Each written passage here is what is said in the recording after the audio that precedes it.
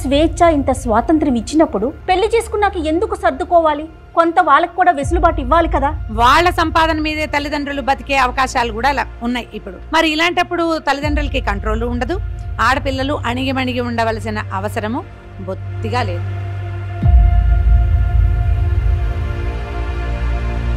నేను నా భర్త చెప్పిన అడుగుజాడలో నేను నడిచిన, నా కూతురు అల్లుడు చెప్పినట్టు ఉండదు. నేను నా అత్తమామలకి నేను అన్ని సేవలు చేసిన, నా బిడ్డ చేయ.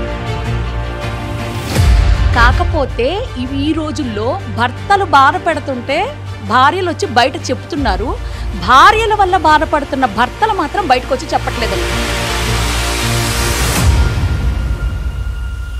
అందరి బాధ్యతలు మీదేయడం, అందరి చాకరీలు వేసేయటం, సఫర్ చేయటం, వాళ్ళ పుట్టింటి వాళ్ళని మాటి మాటిగా మీ అమ్మేం పెట్టింది, ఇలాంటి మాటలతోటి నేను పడ్డ బాధ నా పిల్లలు పడకూడదు. ఇక్కడ నీ కూతురు పడకూడదు అంటే తన నీ ఇంటికి వచ్చేస్తుంది కదా.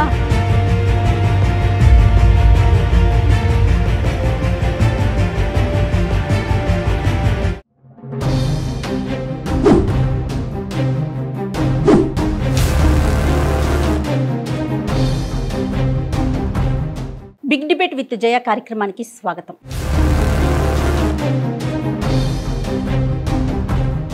స్త్రీలకి ఆర్థిక సామాజిక స్వాతంత్రం కావాలని మనం అందరం కూడా స్త్రీ పురుషులతో సంబంధం లేకుండా ప్రతి ఒక్కరం కోరుకుంటూనే ఉన్నాం అనాది నుండి. కానీ ఆ స్వాతంత్రాన్ని సంపాదించాం అన్ని రంగాల్లో కూడా, ఆర్థికంగా కావచ్చు, సామాజికంగా కావచ్చు, అన్ని విషయాల్లో కూడా మనం అనుకున్నది ఒక మెట్టు ఎక్కామనే చెప్పుకోవాలి. అయితే ఈ ఆర్థిక స్వాతంత్ర్యం అనేది ఎటువంటి పరిణామాలకి దారితీస్తోంది? ఒక రకంగా సంతోషించదగ్గ విషయం అయినప్పటికీ కొంతమంది మేధావులు మాట్లాడుకునే విషయాలు కావచ్చు, లేకుంటే మనము కోర్టుల పరంగా వింటున్న కేసుల పరంగా కావచ్చు, ఈ ఆర్థిక స్వాతంత్రం వలనే విడాకుల సంఖ్య పెరిగిపోతోంది రోజు రోజుకి అనే నానుడిని మనం వింటూ ఉన్నాం. గణాంకాలు కూడా చెప్తూ ఉన్నాయి. అసలు ఇది ఇందులో ఎంతవరకు నిజముంది? ఈ అంశాన్ని ఈరోజు బిగ్ డిబేట్ విత్ జయాలో డిస్కస్ చేయబోతున్నాం. నాతో పాటు చాలామంది ప్రముఖులు స్టూడియోలో ఉన్నారు. అందరికీ నమస్తే అండి. నమస్తే. మనందరికీ పరిచయమైనటువంటి రమగారితో మొదలు పెడదాం. ముందుగా నమస్తే రమగారు. నమస్తే జయ, అందరికీ నమస్కారం అండి. రమగారు, నేను మొదటే చెప్పాను, స్త్రీలకి ఆర్థిక స్వాతంత్ర్యం వలన విడాకుల సంఖ్య పెరుగుతోంది అనే మాటను మనం వింటూ ఉన్నాం. ఇందులో అసలు ఎంతవరకు నిజముంది? నిజంగా ఆర్థిక స్వాతంత్ర్యం పొందామా? విడాకుల సంఖ్యకి ఇది కారణం అవుతోందా? అంటే ఇలా ఖచ్చితంగా మనం సమాధానం చెప్పలేం. కానీ పాత రోజుల్లో ఆడపిల్లలకి చదువులు ఉండేవి కాదు, ఉద్యోగాలు ఉండేవి కాదు, ఆస్తులు ఇచ్చేవాళ్ళు కాదు. పెళ్లి కోసమే ఏదో కొంచెం 4 ముక్కలు నేర్పించేవాళ్ళు. వివాహం కోసమే అమ్మాయిని ఆడపిల్లగా భావించి పనులు నేర్పించేవాళ్ళు. వివాహాలు అయిన తర్వాత ఏదో సమస్యలు వచ్చేవి, వేరే దారి లేక పడి ఉండేవారు. ఏదైనా మగవాళ్ళ దౌష్యం ఆ రోజు ఎలా ఉందో ఈ రోజు కూడా అలాగే ఉంది. ఇప్పుడు కొంచెం వెర్రితలలేసి విశృంఖలంగా అయిన దాఖలాలు కూడా కనపడుతూనే ఉన్నాయి. కాకపోతే ఇదివరకటికి ఇప్పటికీ తేడా ఏంటంటే, మనం ఆడపిల్లల్ని మగపిల్లలతో సమానంగా పరిగెత్తిస్తున్నాం. నా రోజున నేను ఇంటర్మీడియట్ ఉన్న రోజుల్లో ఎంసెట్కి ఆడపిల్లలు పెద్దగా రాసేవాళ్ళు కాదు. ఈవెన్ నేను కూడా రాయలేదు. మేము ఎవరైనా రాయలా. మగపిల్లలకే ఇంజనీరింగ్ సీట్లు ఉండేవి, చాలా తక్కువ. డాక్టర్లు రేర్గా ఉండేవాళ్ళు. ఒక డాక్టర్, లేడీ డాక్టర్ని చూస్తే ఒక దేవతని చూసిన భావన వచ్చేది. ఇంజనీరింగ్ అంటే అదేదో దిగొచ్చిన అమ్మవారిగా భావించేవాళ్ళం. ఇప్పుడు అలా లేదు కదా. ప్రతి సందులోనూ డజన్ల కొద్ది డాక్టర్లు, ఆడపిల్లలు, ఇంజనీర్లు, ఐఏఎస్లు, ఐపీఎస్ చూస్తున్నామండి. సమస్తమైన వాళ్ళు ఉన్నారు. ఇప్పుడు ఇంత మగపిల్లలతో సమానంగా పరిగెత్తించి కూడా మీరు సర్దుకోండి, నోరు మూసుకు ఊరుకోండి, ఇంట్లో పడి ఉండండి, పరువు కోసం చూడండి అని అనలేకపోతాం. వీళ్ళు బయటికి రావడానికో లేదా విదిలించుకుని బయటికి వెళ్ళిపోవడానికో ఆర్థికమైన స్వాతంత్రం చాలా హెల్ప్ చేస్తుంది. సామాజిక పరమైన కట్టుబాట్లు ఉన్నప్పటికీ ఆర్థిక స్వేచ్ఛ ఉండడం వల్ల బయటికి వెళ్తూ ఉండొచ్చు, మనం ఒప్పుకోవాల్సిందే. అలాగని ఆర్థిక స్వేచ్ఛ తీసేస్తామని ఎలా అంటాము? అనలేం కదా. ఇది సమాజంలో వచ్చిన మార్పే కానీ కేవలం ఆర్థిక స్వాతంత్రం వల్ల వచ్చిన మార్పు అని నేను భావించట్లేదు. మనకి 2 ఆడపిల్లలు ఉంటే పాత రోజుల్లో ఏం చేసేవాళ్ళు అంటే 18కి 20కి పెళ్లి చేసేవాళ్ళు. ఇప్పుడు ఈ ఆడపిల్లల్ని 30 వచ్చేదాకా చదివిస్తున్నాం. వాళ్ళ సంపాదన మీదే తల్లిదండ్రులు బతికే అవకాశాలు కూడా ఉన్నాయి ఇప్పుడు. మరి ఇలాంటప్పుడు తల్లిదండ్రులకి కంట్రోల్ ఉండదు. ఆడపిల్లలు అణిగిమణిగి ఉండవలసిన అవసరము బొత్తిగా లేదు. ఒట్టి డబ్బే కాదు, 2 అమ్మాయిలు ఉంటే వాళ్ళ ఇంట్లో చిన్న చీమ కదలాలన్నా అమ్మాయిల తాలూకు ఇష్టాలే ఉంటాయి. అమ్మాయి తాలూకు డైరెక్షన్స్ అండ్ ఐడియాలజీ మీదే ఇళ్ళు నడుస్తున్నాయి ఇప్పుడు. రైట్. అలాంటప్పుడు వాళ్ళు ఎందుకు లొంగి ఉండాలి? దీనికి ఆర్థిక స్వాతంత్రం తప్పకుండా హెల్ప్ చేస్తుంది. బహుశా ఇది ఒక కారణం అయ్యుండొచ్చు. సమాజంలో వచ్చిన మార్పే ఈ ఆర్థిక స్వతంత్రానికి, తర్వాత తద్వారా ఇప్పుడు కనపడుతున్నటువంటి విపరీత ధోరణికి కొంత కారణం అయ్యుండొచ్చనే అనిపిస్తోంది. ఒప్పుకోవాల్సింది. పూర్తిగా కాదు అనేది మీ అభిప్రాయం? పూర్తిగా కాదు, కొంత మటుకు. మనకి విదేశీ సంస్కృతి ఉంది, చాలా చూస్తున్నాం. తర్వాత సెలబ్రిటీస్ని చూస్తాం, పెద్దవాళ్ళని చూసి చిన్నవాళ్ళు అనుకరిస్తారు సహజంగా. దాంతో మార్పులు వచ్చేస్తున్నాయి సహజంగానే. రైట్. అసలు విడాకుల సంఖ్య ఎంత ఉందండి? పర్ డే ఓవరాల్ అంటే మనం మొత్తం సంఖ్య తీసుకుంటే అందాజాగా 200 ఫైలింగ్ అవుతున్నాయి. అంటే మీరు మొత్తం ఇయర్లీలో ఎట్లా అవుతున్నాయి చూడండి. అంటే ఎవ్రీడే కోర్టులో పిలవడం కూడా 200 కేసెస్ వరకు. ఈవెన్ హైదరాబాద్, సికింద్రాబాద్, మల్కాజ్గిరి, ఎటు చూసినా, రంగారెడ్డి, మీకు ఆల్ ఓవర్ మెడ్చల్ అన్ని చూసినా కానీ మీకు పర్ కోర్టు 200 కేసెస్ వస్తున్నాయి. అంటే పిలవడం జరుగుతుంది డైలీ. అంటే ఓన్లీ నేను చెప్తున్నాను ఏంటంటే మేడం గారు కోణం చూసింది ఒక ఎత్తు అయితే, మేము ప్రాక్టికల్గా చూసింది వాళ్ళ జాబ్ చేస్తున్నందుకే ఫ్యామిలీ సొసైటీని కించపరుచుకుంటున్నారు వాళ్ళే. అంటే నేను సంపాదిస్తున్నా, ఆఫ్టర్ ఆల్ వీడెంత, నాకు ఆర్థికంగా ఉంది, నేను ఒకగానొక బిడ్డని, లేకపోతే 2 పిల్లలము, మాకు ఆఫ్టర్ ఆల్ ఇతనేం సంపాదిస్తున్నాడు, నేను 1 lakh, అతనిది 60 to 70,000, నేను ఎందుకు లోన్ తీయాలి, అసలు నా శాలరీ నాకు ఎందుకు ఇవ్వాలి, నేను ఎందుకు ఇవ్వాలి? ఇలాంటి కేసులు ఎక్కువగా చూస్తున్నాం. ఇలాంటివే చూస్తున్నాం. ఇలాంటివే కాదు, ఇలాంటివే ఆర్థికంగా అమ్మాయి డెవలప్ అవుతూ ఫ్యామిలీ సొసైటీ అనేది కించపరుచుకుంటూ పోతున్నారు. వీళ్ళకి ఏంటంటే ఇప్పుడు ఆలోచిస్తున్నారు పిల్లల్ని కనడానికి కూడా, అదే 2-3 years అయింది, మీరు ఇంకా ఎందుకు కనట్లేదు, 1 lakh 2 lakhs ఇన్కమ్ ఉన్నాక కూడా ఇంకా ఎందుకు ఆలోచిస్తున్నారు మీరు అంటే, వాళ్ళు ఒకటే అంటున్నారు, ఇంకా మాకు అవగాహన రాలేదు మా ఇద్దరి మధ్యలో. ఎందుకంటే నేను ఒక ఐటెం కొంటే ఆయన ఎందుకు ఇంకొక ఐటెం, ఇద్దరం జాయింట్ అకౌంట్స్, ఇద్దరు జాయింట్ పేరు మీద ఫ్లాట్స్ కానీ ప్లాట్స్ కానీ తీసుకోవడం, వీటన్నిటితోటి అమ్మాయి పేరెంట్స్కి ఇష్టం ఉండదు. నువ్వెందుకు ఇస్తావు అబ్బాయికి, వాళ్ళ అమ్మ నాన్న వాళ్ళ ఇంట్లో ఉంటున్నారు కదా, వాళ్ళ ఆడపడుచు రావద్దు, నీ డబ్బుల మీద వాళ్ళు బతుకుతున్నారు. అంటే వీళ్ళ ఆర్థిక విషయంలో అమ్మాయి వాళ్ళ పేరెంట్స్ అక్కడ కష్టమో నష్టమో పెళ్ళైనప్పుడు నువ్వు అర్థం చేసుకొని ఉండు అనాల్సిన పేరెంట్సే నువ్వెందుకు ఇస్తావు నీ ఫ్యామిలీలో. ఫైనాన్షియల్ గానే కాదు, అన్ని రకాల కూడా అమ్మాయిలకి సపోర్ట్ అనేది పెరిగింది ఆ సిస్టమ్. 100% ఎక్కడంటండి, ఇదివరకు రోజులలో ఆడవాళ్ళని భర్తలు నిజంగానే కళ్ళతో చూసాం. ఏంటంటే తాగొచ్చి కొట్టడము, కాల్చి చంపేయడము, అన్ని నరకాలు ఆడవాళ్ళు పడ్డారు. అయితే వాళ్ళకు మైండ్ సెట్ ఏమైందంటే, నా కూతురు ఇట్లాంటి కష్టాలు పడద్దు, నేను నా భర్త చెప్పిన అడుగుజాడలో నేను నడిచిన, నా కూతురు అల్లుడు చెప్పినట్టు ఉండద్దు, నేను నా అత్తమామలకి నేను అన్ని సేవలు చేసిన, నా బిడ్డ చేయొద్దు. అంటే ఇక్కడ లింక్ ఎక్కడ వస్తుందంటే మూల కారణం ఆడదే, అక్కడి నుంచే మొదలవుతుంది మూల కారణం. పోనీ అత్త కన్నా తెలుసు, పోనీ ఇట్టొద్దాం, 498 ఉన్నాయని తెలుసు, డౌరీ అడగద్దని తెలుసు, ఫార్మాలిటీస్ చేయొద్దని తెలుసు, ఎల్లో కలర్ చీర గురించి కొట్లాట, గ్రీన్ కలర్ చీర గురించి కొట్లాట, ఇంకా చెప్పాలంటే ఇంకా నేను చాలా ఘోరమైన విషయాలు చూస్తాను. మెట్టలు ఆఫ్టర్ ఆల్ 100-200 రూపీస్ మెట్టలు, కిలోలు బంగారాలు పెడతారు, మెట్టల గురించి కొట్లాడుకుంటారు ఫార్మాలిటీస్ దగ్గరికి వస్తే. అంటే ఈ చిన్న చిన్నవి ఏమైతే ఒక ఆడామ పెట్టే ప్రాబ్లమ్స్, అంటే ఇటు అత్త అటు అత్త, అమ్మ అత్త ఇద్దరు కలిసి ఇప్పుడు న్యూలీ మ్యారేజ్ అయిన వాళ్ళకి ఏం చేస్తారంటే, పెళ్లి సంబంధం పెళ్లి చూపులలోనే స్టార్ట్, అడుగు ఏమిస్తారో అడుగు, ఏమిస్తారో అడుగు అనగానే ఆ అమ్మాయి అమ్మాయి బ్యాక్గ్రౌండ్, అమ్మాయి అసలు ఏం చేస్తుంది, అమ్మాయి వ్యక్తిత్వం ఏంటి, బయట సొసైటీలో కలుస్తుందా. మళ్ళీ ఒక్కటండి, ఇప్పుడు అంతా కూడా న్యూక్లియర్ ఫ్యామిలీసే, కానీ రావడమే ఇండిపెండెంట్ ఫ్యామిలీ కోరుకుంటున్నారు. ఎందుకు కోరుకుంటున్నారు? బికాజ్ ఆల్రెడీ ఆమెకి స్వేచ్ఛ వచ్చేసింది, ఒక రూమ్ ఉంటుంది, వాళ్ళ అమ్మ వాళ్ళ ఇంట్లో ఒక రూమ్ ఉంటుంది. నేను ఈ మధ్యకాలంలో అయితే 2 bedroom ఫ్లాట్లో అన్ని డైవర్సులు చూస్తున్నా.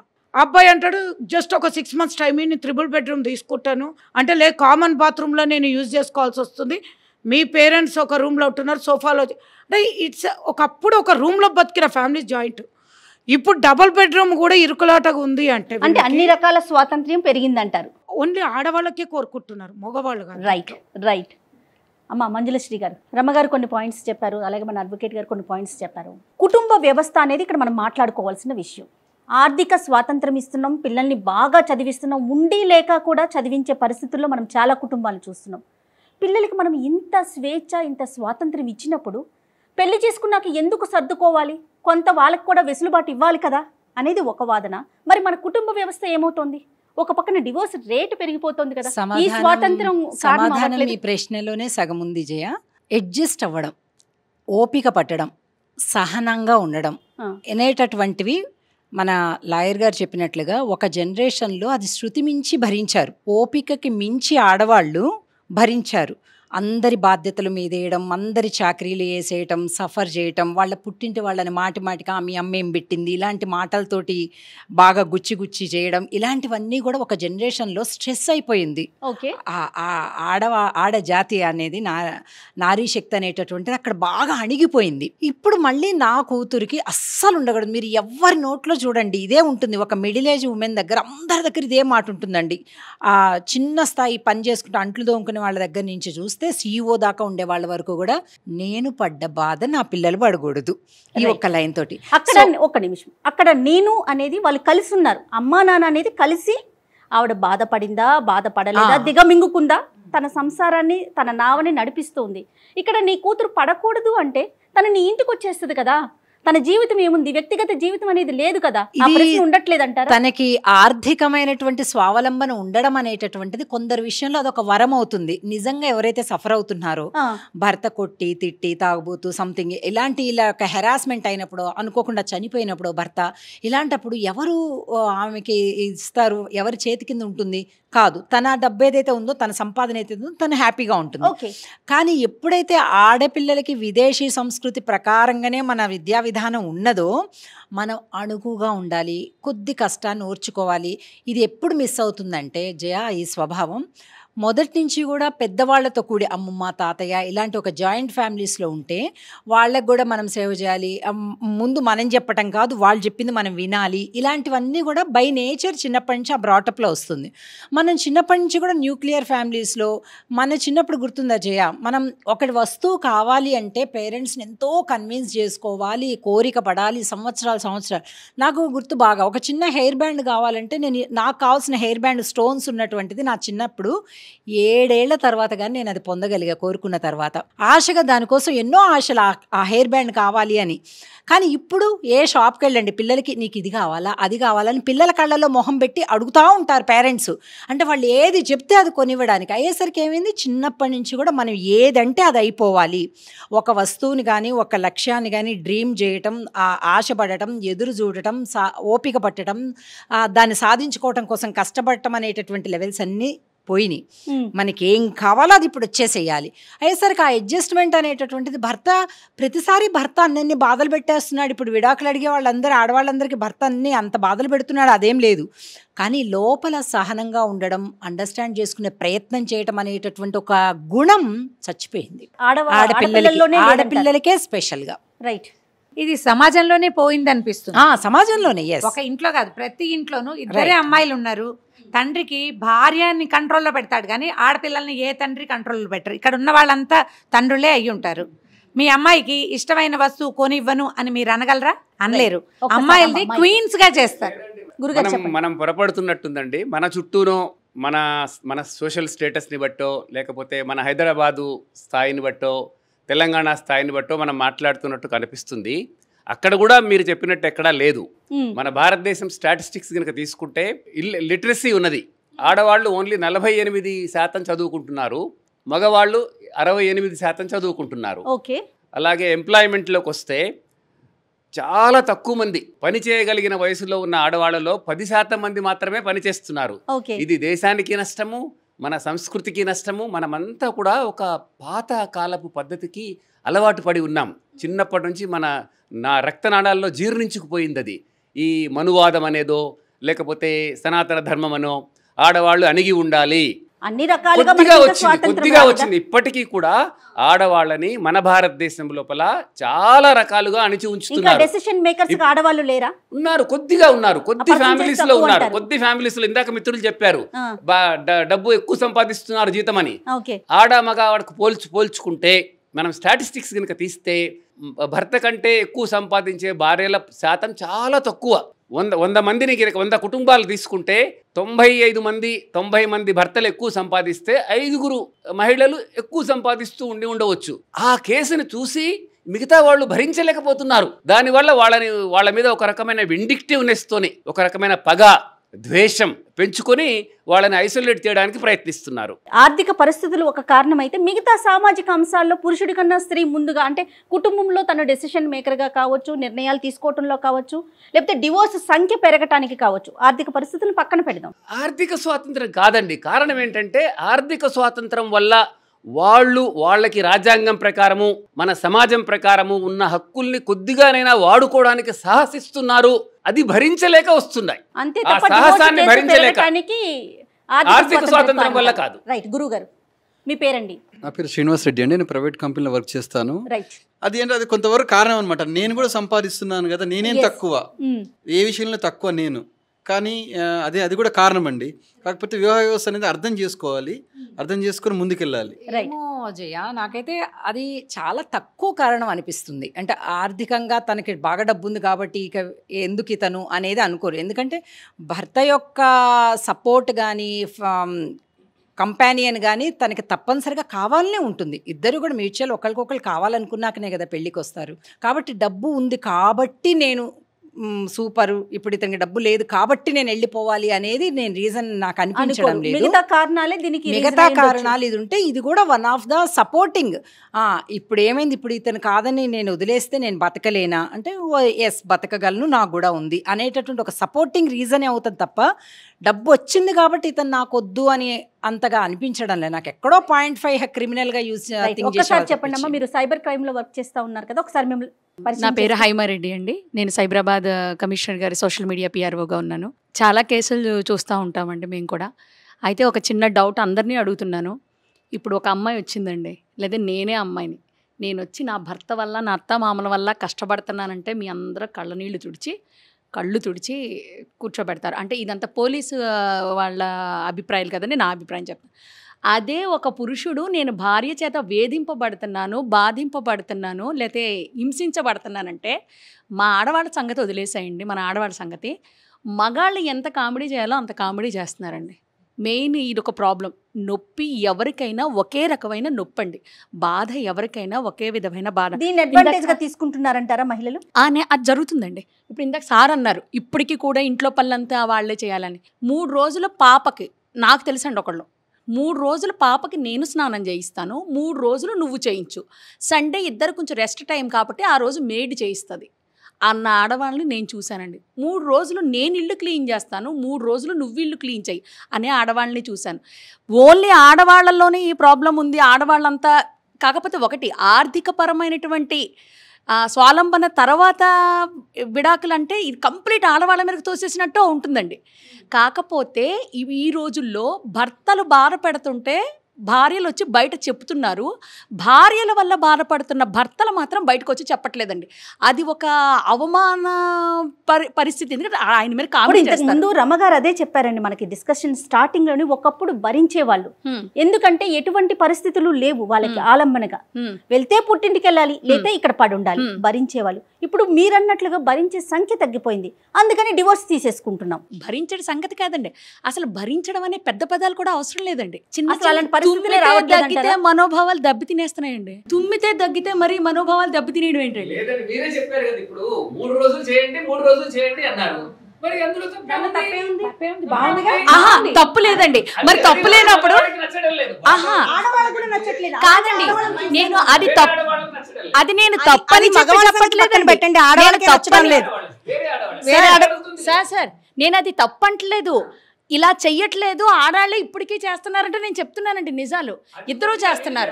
1-2 కేసెస్ మీరు చెప్పిన ఉంటాయండి, అవి ఎక్సెప్షన్స్. మన ఎక్సెప్షన్స్ నే మొత్తం పెద్దగా చూపించలేము. నేను చెప్పేది అదే. ఏదైనా సమస్యను మనం అర్థం చేసుకోవాలంటే మెజారిటీ ఎక్కడుంది, ప్రాబ్లం ఎక్కడుంది అని మనం అర్థం చేసుకుంటే సొల్యూషన్స్ తీసుకురాగలుగుతాం. లాయర్ గారు ఉన్నారండి, 1-2 కేసెస్ మెజారిటీ ఎక్కడుందో ఆవిడకి తెలుస్తుంది. నేనేం చెప్తున్నా అంటే లాయర్ వరకు వెళ్ళని కేసుల గురించి నేను మాట్లాడుతున్నాను. లాయర్ వరకు వెళ్ళని కేసెస్ గురించి నేను మాట్లాడుతున్నాను. చాలా కొద్ది పర్సెంటేజ్ మాత్రమే అంతవరకు వెళ్తున్నారు. కేసుల గురించి అండి, లాయర్ల వరకు నా దగ్గరకు ఇప్పుడు మీరు చెప్తున్న సైబరాబాద్ కమిషనరేట్ లో మేడం నేను మార్గదర్శకగా పనిచేస్తున్నాను. మీరు చెప్తున్న సైబరాబాద్ కమిషనరేట్ లోనే వచ్చే ఎన్నో కేసెస్ లో నేను చూస్తున్న కేసెస్, చాలా కేసెస్ లో ఆడవాళ్ళు బాధితులండి. అయితే మీరు ఏర్పాటు చేసిన సిస్టమే ఇది. ఎక్కడైనా ఆడవాళ్ళు ఇలా తుమ్మితే దగ్గితే అన్న రీజన్స్కి ఏదైనా ప్రాబ్లం వస్తే ఈ మార్గదర్శక్స్గా మేమేం చేస్తామంటే అమ్మ ఇలా కాదు, సర్దుబాటు చేసుకోవాలి, అటువైపు నుంచి కూడా ఆలోచించండి అని ఆ సమన్వయం కుదిర్చే ప్రయత్నం మేము చేస్తాం పోలీసుల వైపు నుంచి, మా వైపు నుంచి. అంతేగాని మొత్తం వాళ్ళే ఉండరండి. ఆ కేసెస్లో నేను చెప్పేది 10 మందిలో ఒకళ్ళిద్దరు అలాంటి వాళ్ళు ఉంటారు తప్ప మరి మిగతా 8 మంది సంగతి ఏమిటి అంటున్నారు? మేడం, ఇది 10 మందిలో ఒకళ్ళో ఇద్దరు అలా ఉంటారు, ఒకళ్ళు ఇద్దరే ఆడవాళ్ళు బాధలు పడుతున్నారు, 8 మంది మగాళ్ళు స్వర్గాలు చూస్తున్నారే దాన్ని నేను ఏ విధంగానూ సమర్థించనండి. అంటే ఆడవారి కన్నా మగవారు ఎక్కువ బాధపడుతున్నారు కానీ వాళ్ళు బయటికి రావట్లేదు. దీనికి కారణం ఏంటంటారు? ఒక్క నిమిషం, దీనికి కారణం ఏంటి? పరువు. ఏ పరువు అయితే కొన్ని ఏళ్ల నుంచి ఆడాళ్ళని కప్పెట్టిద్దో ఇప్పుడు మగాళ్ళని అదే పరువు కప్పెడుతుంది. ఏమంటారు ప్రసన్న గారు మీరు? ఇప్పుడు వీళ్ళకి కోపం వచ్చినా ప్రాక్టికల్గా నడిచే ఇప్పుడున్న సిస్టమ్ని చెప్తున్నాను. మగవాళ్లకు ఉన్న కష్టాలు చెప్పుకోవడానికి దేవుడు కూడా మళ్ళీ వాళ్ళ దగ్గరకు వచ్చి మేము కూడా పడుతున్నాం అనే స్టేజ్కి వచ్చిండ్రు. అంటే ఒక నిమిషము, లేదు మేడం నేను ఒక్క నిమిషం చెప్తాను. నేను ఒక అడ్వకేట్గా ఆడవాళ్ళ సైడ్ చేయాలి, మగవాళ్ళ సైడ్ చేయాలి. ఒక సైడ్ ఎప్పుడు చేయడానికి కుదరదు కూడా. కేసులన్నీ కూడా బోత్ సైడ్స్ వస్తాయి. మాకు రేషియో మాకు ఆ మాత్రం తెలీదా? మేము అడ్వకేట్లం కోర్టులో కూర్చున్నప్పుడు ఎవరేం మాట్లాడుతున్నారో తెలియదా? ఒక అమ్మాయి వచ్చేసి మాకు కష్టం ఉందంటే మేము అంతా ఐడెంటిఫై చేయలేమా? ఒక మాట మీరు అర్థం చేసుకోవాలి. ఒక డాక్టర్ ఫేస్ చూసి కూడా గుర్తుపట్టగలుగుతాడు నా లోపటున్న రోగం ఏందో ఎక్స్రే చూడకుండా చెప్పాలంటే. అట్లనే ఒక అడ్వకేట్గా అమ్మాయి కష్టపడుతుంది అన్నప్పుడు మేమే తీసుకొని వెళ్ళి పోలీస్ స్టేషన్లో కేసులు పెట్టించినే ఉన్నాయి. కానీ అదే అమ్మాయి నాకు నా భర్త దగ్గర నుంచి ₹1,00,00,000 కంపన్సేషన్ కావాలంటే కూడా ఇదే 498 పెడతాం. అంటే మీరు అర్థం చేసుకోండి, మిస్యూజ్ ఎట్లా చేస్తున్నాం అనేది మీరు అర్థం చేసుకోవాలి. ఒకటేంటంటే రేషియో దగ్గరకు వచ్చేసరికల్లా 100లో మళ్ళీ చెప్తున్నా 98% అమ్మాయిలకి ఈ రోజులలో కష్టం లేదు. ఒక్కటే ఎక్కడ బాధపడుతున్నారో చెప్తా. ఆ వరస్ట్ ఫోన్ పట్టుకొని తల్లిదండ్రులకి ఇంచు టు ఇంచు ఎక్స్ప్లెయిన్ చేసి ఇక్కడ సినిమా పోయిన సంగతి చెప్పరు. సినిమా పోయిన సంగతి చెప్పకుండా అమ్మ మా ఆడబిడ్డ వచ్చింది, పొద్దున్నే వచ్చింది, మా అత్తలు ఎమ్మన్నది వంట ఉండమన్నది. దీంట్లో తప్పేముంది? వంట ఉండమన్నది ఆ బిడ్డ, నువ్వు వంటిట్లోకి ఇవ్వకు, నీకు కూడా రోగం వచ్చిందని పడుకో. ఇక్కడ తల్లి ప్రొవోక్ చేస్తుంటుంది. అంటే ఈ ఫోన్ కన్వర్జేషన్ ఇంట్లో నుంచి భర్త వెళ్ళగానే మీరు గమనించండి. ఒక 100 ఆడవాళ్ళ సెల్లులు పెట్టుకోండి, ఒక 100 మగవాళ్ళ సెల్లులు పెట్టుకోండి. ఇక్కడంతా బిజినెస్ కనిపిస్తుంది. ఇక్కడంతా తోటి కోడళ్ళు, ఆడబిడ్డలు, అత్తలు, మామలు ఇవి కనిపిస్తాయి. ఇది నిజము, వాస్తవం. ఒక వాస్తవము, నిజం. నేను చెప్పేది ప్రాక్టికల్గా మేడం చెప్పేది తప్పై ఉంటే నేను ఒక మాట బయాస్ కాదమ్మా, నేను చెప్తున్నా. అమ్మ మేడం నేనేమంటున్నా, ఒక 100 వరకు లేడీస్ని కూర్చోబెట్టుకొని అడ్జస్ట్ కమ్మని చెప్పలే, అండర్స్టాండ్ చేసుకోమన్నా. Adjust is different from understanding. నా హస్బెండ్ నన్ను సినిమాకి తీసుకెళ్ళాడు ఐమాక్స్లో, మళ్ళీ నన్ను తిట్టుకుంటూ ఇంటికి వచ్చాడంటే అబ్బాయిని కూర్చోబెడితే మేడం సినిమాకి తీసుకెళ్ళినా బాగానే ఉంది, కిందకి వచ్చినాక 20,000 వాచ్ కొనివ్వమన్నది, నేను ఎక్కడి నుంచి తేవాలి అన్నాడు. అంటే ఫస్ట్ ఫ్లోర్కి సెకండ్ ఫ్లోర్కి అంత డిఫరెన్స్ వచ్చింది ఐమాక్స్లో. అర్థమైందో సార్? ప్లీజ్ సార్, ఒకటి అబ్బాయిల విషయంలో మాత్రం 100% ఒకటి సార్, నేను 100% ఒకటి అబ్బాయి వాళ్ళ విషయంలో ఇవాళ చెప్తున్నా. నేను ప్రతి చిన్నదానికి తల్లికి చెప్తారు. ప్రతి చిన్న విషయానికి అమ్మ అనుకొని ఇప్పటికీ పాలు దాగా పిల్లలేనండి. వాళ్ళు పెళ్ళైన ముందు రోజు వరకు నైట్ 1 o'clock వరకు బ్యాచిలర్ పార్టీలో తల్లి గుర్తురాదు, తండ్రి గుర్తుకురారు అన్నమాట. వాళ్ళు డ్యాన్సులు వేసుకుంటారు, సంగీతాలు వేసుకుంటారు. ఆ రోజు వరకు కూడా తల్లికి గుర్తురాదు, కొడుకు ఎక్కడ పోయిండు, రాత్రి 1 గంటకు వచ్చిండా గుర్తురాదు. పెళ్ళైన మూమెంట్ నుంచి మా అమ్మని నువ్వు చూసుకోవాలి, ఆ ముందు రోజు వరకు వీడు చూడాడు, వీడు. నేను చెప్తున్నా, అంటే నేను అనేది బయాస్ కాదు, 2 sides లేదు. కానీ అండర్స్టాండింగ్కి వచ్చేసరికల్లా ఇదే చీపురు కట్ట పట్టుకొని బిడ్డ ఇల్లు ఉడుస్తానేమో అయ్యో నా బిడ్డ ఉడిచిందంటారు. అదే కోడలు చీపురు కట్ట పట్టుకోకుండా ఊడవకుండా పడుకుంటే ఏమిరా నీ భార్య ఊడవట్లేదా అంటారు. అంటే ఇక్కడ కూడా మీరు చూస్తే బోత్ సైడ్స్ ఆడదే కాదు. ఎక్కువ మెజారిటీ ఏంటంటే ఇప్పుడున్న వాళ్ళకి పెద్దవాళ్ళకి మర్యాద అనేది మర్చిపోయారు. అంటే ఏంటంటే అది నేర్పించకపోవడం కారణం కూడా పేరెంట్సే. పేరెంట్స్ నేర్పిలే, నెక్స్ట్ సెకండ్ జనరేషన్ కూడా అదే మారుతుంది. రైట్ రైట్ వెనకాల మాట్లాడటానికి రెడీగా ఉన్నారు. ఒక సింగిల్ సెంటెన్స్ అండి, వీళ్ళకి అడ్జస్ట్మెంట్ రాలేదు, లేకపోతే మర్యాద లేదు, ఇదంతా ఎక్కడి నుంచి వస్తుంది? ముందు తరం నుంచి వస్తుంది. ప్రీ మ్యారిటల్ కౌన్సిలింగ్ గురించి మాట్లాడారు. ప్రీ మ్యారిటల్ కౌన్సిలింగ్ కావాల్సింది పిల్లలకి కాదు, వాళ్ళ పేరెంట్స్కి. అక్కడ ఇవ్వాలి, అక్కడి నుంచి స్టార్ట్ చేస్తేనే పిల్లలకి వస్తుంది. వాళ్ళ అత్తని మామని గౌరవించరు, ఆడపేడ్చలను గౌరవించరు, మర్యాద లేదు, మొగుడిని గౌరవించరు, ఆయన తిరగంగానే నాన్నని పిల్లల ముందు తిడతారు. మరి అదే కదా నేర్చుకుంటారండి. మనమందరం చేసేవే ఇవన్నీ, ప్రతి వాళ్ళు ఒక్కసారి వెనక్కి రమ్మన్నారు. ఉంటుంది. మనం భ్రమిస్తున్నాము. ఆడపిల్ల తల్లిదండ్రులు కూడా పెద్దవాళ్లే కదా వాళ్ళే. కానీ ఆడపిల్లలు మగవాడి తల్లిదండ్రులకి చేసినంత సేవ ఎక్కడా కూడా మగవాళ్ళు ఆడపిల్ల తల్లిదండ్రులకి ఆ గౌరవం చూపించడం లేదు. అందుకని అమ్మాయి మనసుకి బాధ అవుతుంది. ఇదేంటి, నా తల్లిదండ్రులు మనుషులే కదా, మరి వాళ్ళని ఏమీ పట్టించుకోడు ఇతను, నేనేమో ఇన్ని సేవలు చేస్తున్నాను. ఇప్పుడు ఆడపడుచు వచ్చింది అంటున్నారు. ఆడపడుచు అతిథి కాదు కదా, ఆడపడుచు కూడా ఇంట్లో మనిషే కదా. వచ్చినప్పుడు మరి ఎంతో కొంత సహాయం చేయాలి కదా. ఇప్పుడు నేను మా పాప దగ్గరికి వెళ్ళినప్పుడు నేను అంట్లు కడుగుతాను. అమ్మాయి మీటింగుల్లో ఉంటుంది పగులంతా, మేము తిన్నది నేనే కడుగుతాను. మావిడ తిన్నది ఆవిడ కడుగుతుంది. ఏమన్నారు?